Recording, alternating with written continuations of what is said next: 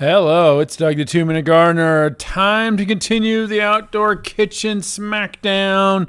One-on-one, you decide who advances to the next round of all these kitchens I've designed over the years, and we will crown a winner in the coming 2 weeks. We're almost done with round one, so let's get cracking. Round one, match 7.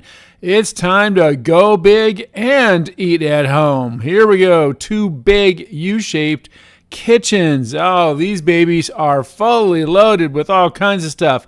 This one has a side burner, a sink, a charcoal grill, not a gas grill, but a charcoal grill, and lots of drawers and light switches to turn on the lights, and electrical outlets, and it even has a nice high counter.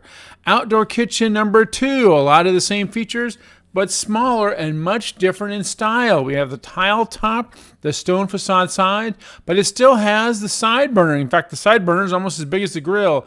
The trash and all kinds of drawers.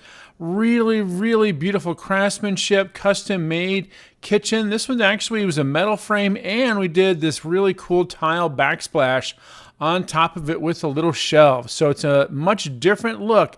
So you vote in the comment section. Which one do you like best, A or B? And the winner will advance. So again, vote in the comment section, A or B, and the winner will advance to the quarterfinals next week. Well, that's all the time we have. This is Doug the 2 Minute Gardener saying hit that like and subscribe, and leave a comment below what you look for in your outdoor kitchens.